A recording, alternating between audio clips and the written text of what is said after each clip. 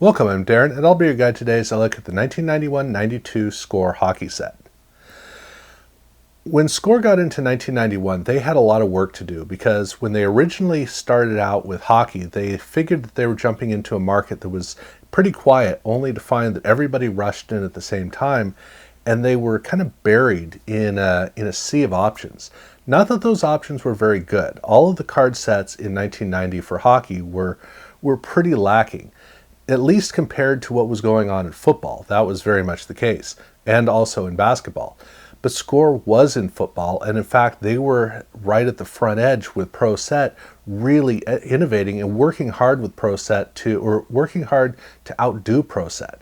So they already had that spirit in mind, whereas over in hockey, they figured that they wouldn't have to do that work, but only Pro Set was there, Upper Deck was there. They saw that just like with football, 1991 was going to have to be a year where were going to have to do something very strong and very dynamic to stand out from the crowd. And so the 1991 scorecard was designed in exactly that fashion. And really, the only way to talk about this design is to look over at football first off.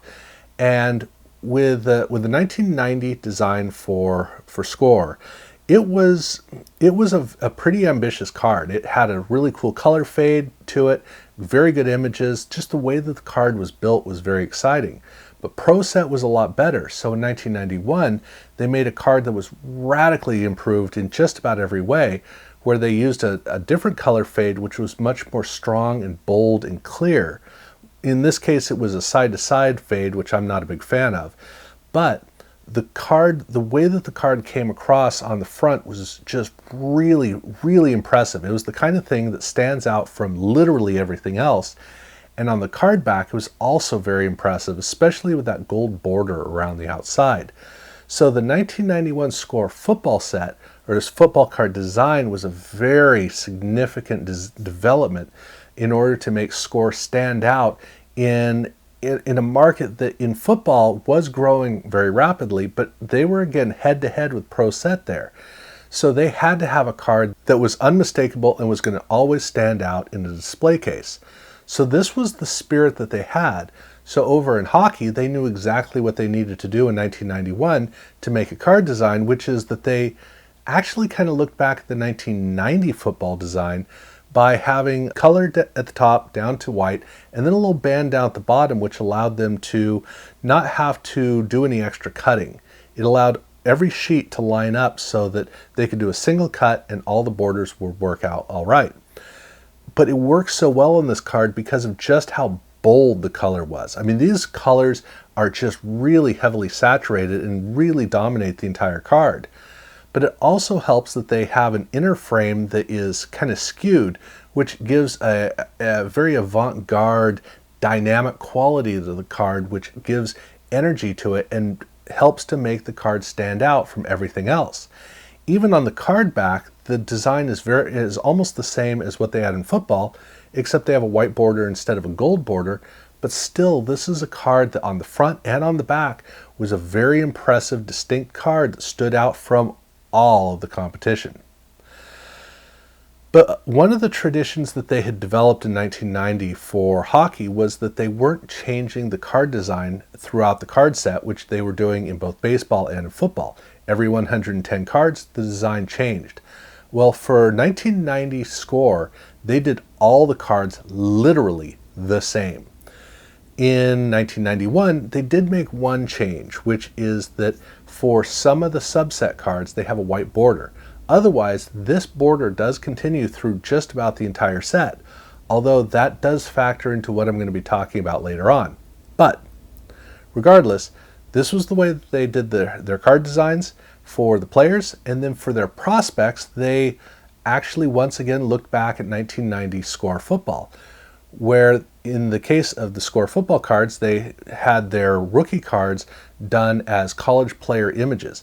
Here the design is basically identical, except they have the 1991 Score border around the outside, not the 1990 Score football logo.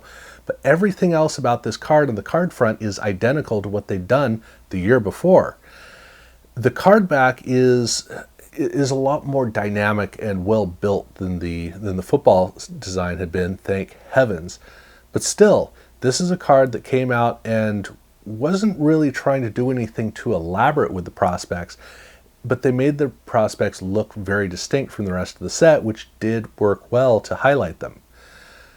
But unlike with football, where they did have rookie cards, draft pick rookie cards in the set, especially in the 1990 set with the first round of the draft, here they had no draft pick cards in the set. Well, basically no draft pick cards in the set. So it was just the prospects, and then they just got into the subset cards. The first of which is Crunch Crew. And Crunch Crew is a direct rip from the 1990 football card set. So in the 90 football card set, Crunch Crew was obviously looking at heavy hitters. Here, it still kind of fits, but it's not quite the same. But still, the design is a really ambitious design, which is as comic book as anything you're going to find. There are no cards anywhere else in the hobby that are as straight up comic book as these are, which is actually pretty cool. I mean, aesthetically, I've never been a fan of these cards, but I do love the concept around them, which is very bold and very, very distinct. But then for the 1,000 points cards, this gets into a very blocky design that's very straightforward. It has a hint of elegance to it. But these cards are interesting because these players have all scored 1,000 points, but the card doesn't talk about that. Instead, the card talks about the game where the 1,000 point threshold had been achieved. So that's a pretty unusual approach, which is a really cool idea to come up with. Instead of doing what everybody normally does, in this case, this is a card that is really, truly focused in on talking about a part of the story that you don't normally discuss. Pretty cool. And then they also have another subset which also uses this border, which is their Brothers card set. And the Brothers cards is nothing unique to Score because Upper Deck was doing the same thing, but this is something that is pretty special for hockey. But then in baseball they do also do that as well. But they don't celebrate it as much in baseball as much as in hockey. They really do have a tendency to showcase brothers who are both playing in the league. It's kind of a cool tradition that hockey has. But those were virtually all of the inserts that were done with the normal border. Just about all the rest were done with a white border, which is the only thing that really breaks up the set. And the first of those is, well, League Leaders, which in a way is kind of like a practice run for the 1992 baseball design. There's a lot of similarity to it. And the white border was a great move here because it really helps for the blue in the card to stand out, to really be a strong element to how the card reads. Very, very nice. And they did do a couple of highlights cards, but they only had 2, which is unusual. Normally with highlights cards, you're going to have 4 or 5 looking at the season. But in this case, they just did these 2 horizontal cards, film strip, that was the design. Brett Hull's 50 for 50 is one of the 2 highlights, and then the other one is, of course, whatever Wayne Gretzky happened to do this particular year. There is the annual Wayne Gretzky highlight card. But here in this set, there are only 2 that they chose for whatever reason. But they did make up for that by also including 3 cards for the retirement of Guy Lafleur. Now, Guy, this isn't the only case where we would see cards celebrating his career. In the case of Score, they did horizontal cards with a very rudimentary art approach. This is not the kind of art that you would see over an Upper Deck or, obviously not Perez Steel. This is the art that they went with, but there are 3 cards in the set, so you get to see 3 different aspects of his career show up on different cards. But this wasn't the only place where they used art, because they also, for their Dream Team cards, used basically the same art, but in this case, they're focused in on individual players. This does not in any way read the way that the Dream Team cards over in football had read, which were among the greatest cards of all time. Simple portraits, photographed on a black background, gorgeous cards. Here, well, they went with this, and this card definitely looks like a step down from Upper Deck, which, to be fair, it is, but still, it just doesn't have the same spirit as we had in Upper Deck. But if you want something that is more grounded and gritty, this is definitely going to fit that bill. But they also did an all-rookie team. And in the case of the all-rookie team cards, this is the players with a fade of movement behind, which was something that they were doing over in baseball as well. Here, it works well with the backdrop. The way that the dark backdrop is, you have a burst of color. It does work well as a kind of a fun card. And then they did their award winners cards. Again, one of those annual affairs. Now, at this time in hockey cards, award winners cards were cards that all the card companies, or almost all the card companies, loved to do because they got to show off the trophies. One of the cool aspects of early 90s card collecting, there's a visual component that they love to explore, and the trophies definitely fit into that. So they have this set of all the different trophy winners. And then they also have a set for the franchise. So this looks at the best player on each team. These horizontal cards don't fit in with anything else in the card set, but they are also broken into two different groups. And I'll be getting into why they broke them into two different groups a little bit later on. But still, this is a subset. Almost this and the brothers are broken into two different groups. And so it feels kind of weird as you go through the set, and it's it appears in different places. You feel like you want to bring them together. But again, I'll get into that in a minute. But then they did a bunch of standalone cards, and the standalone cards are kind of all over the place. So you have Brett Hull. You also have a card for the Stanley Cup winners, the Pittsburgh Penguins. And then you have a whole bunch of stuff on Eric Lindros. And, well, I mean, it's Score. Of course they're doing stuff on Eric Lindros, but all these cards are individual cards.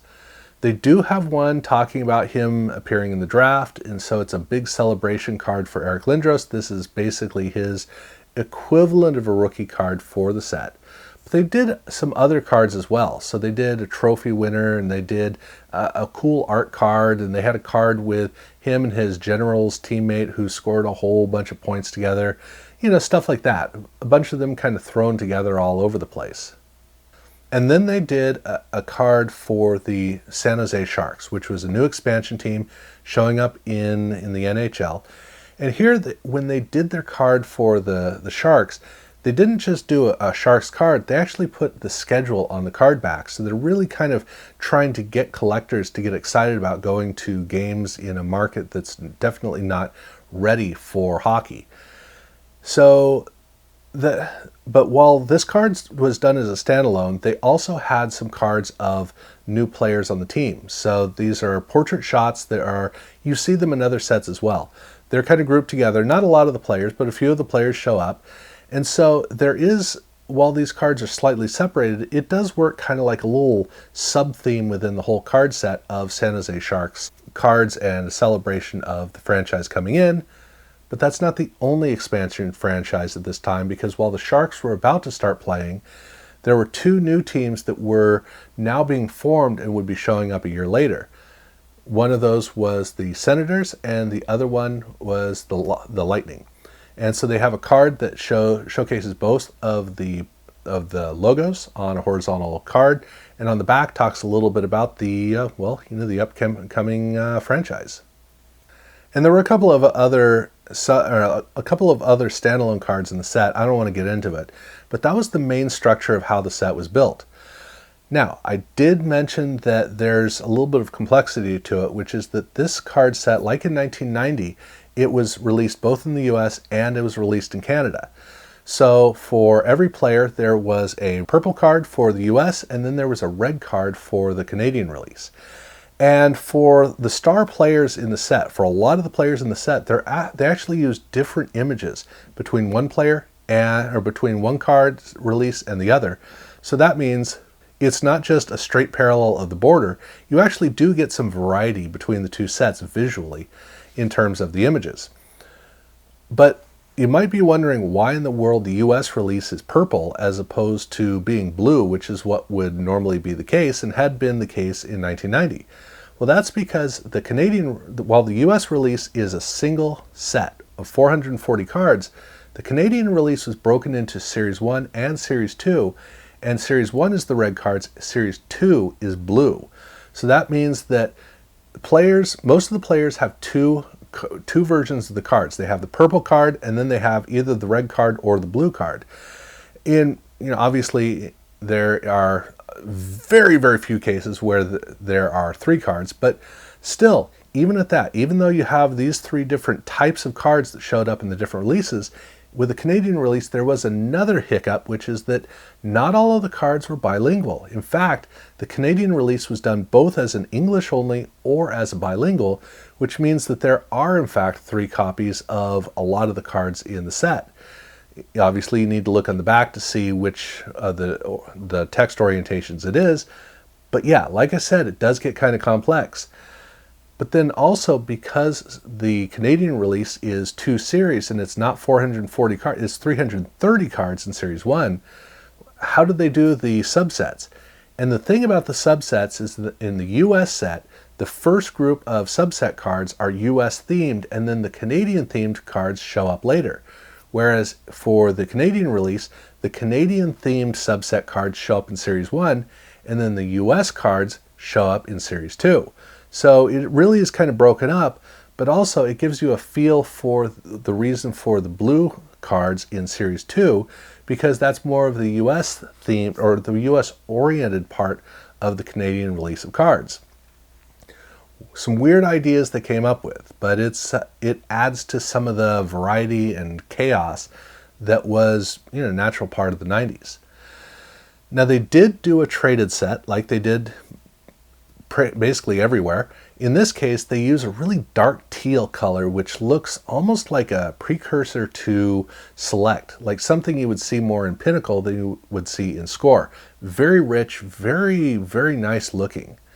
And the cards show the prospects who are now becoming stars. They show traded players, but they also show a couple of cards of members of the Sharks, and then of course an Eric Lindros card. But because of course they did, Score had the contract for Lindros. He's showing up everywhere.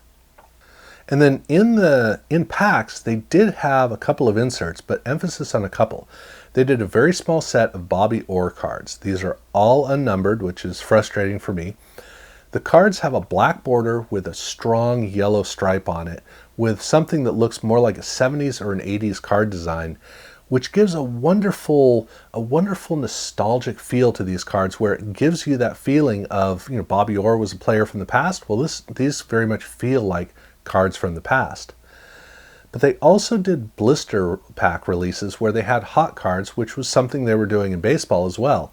And the hot cards continue the tradition of a bright red border, only they trimmed down the border for these cards so it's not very obnoxious. This is a card set that does still kind of stand out, but it's just not an overpowering affair. So I gotta say thank you. I do appreciate that. And then they also did a release of 3 cards for Eric Lindros that were standalone. They came together in a package, and these 3 cards, they are a very, very brief look at Eric Lindros' career, or his life up to this point. The cards have a baby blue design for the border, has the very bold text of Eric Lindros on the front, and just in case you didn't notice, on the card back, they have the name Eric. They're going to make sure you get this name down. But the card set, the 3 cards in the set, they're looking really at his life, because Eric was the big talk of this Canadian prodigy who really was seen as the next Wayne Gretzky. And Score was doing everything that they could to take advantage of the fact that they had the contract for this guy who was the big star. They were really milking it. And then the last thing they did was their Young Stars card, or Young Superstars. This card set is a high gloss card, and it is about the most elegant card that you're going to see in 1991. It is a card that looks more like a mid to late 90s card with just a really rich design around the outside. This is a card that does not look like it should be in 1991. And yet here it is, and a wonderful, wonderful little addition to it all. Oh, and you may come across this card at some point. This is a card that looks like a 1990 scorecard. It's actually 1991, and shock of all shocks, it was released by Kellogg's. But this is a piece of the story of 1991's scorecards. But that is all that there was for the 1991-92 score hockey set. They still weren't quite getting into inserts and making the kinds of cards that we would get used to later on in the decade. But they were starting to run kind of thin, and you can already see they're tripping over themselves with having a lot of extra cumbersome stuff going on with the different releases and how they laid out the sets. They'd have to pull everything back in certain ways and then still keep a lot of complexity and interest in other ways. And that would be in 1992. They would get a little bit more into inserts, but not too much. But the cards, they would be trying to evolve into the next era. And here for 1990 and 1991, a bold, flashy card with a great simplicity to it was what they needed, and the 1991 design was exactly that. Now, if you haven't seen my video on the 1990 set, definitely go check that out. That is already in place. I'm going to do 1992 separately. So now, if you haven't subscribed to my channel, I do urge you to do so. And, well, yeah, thank you very much for watching.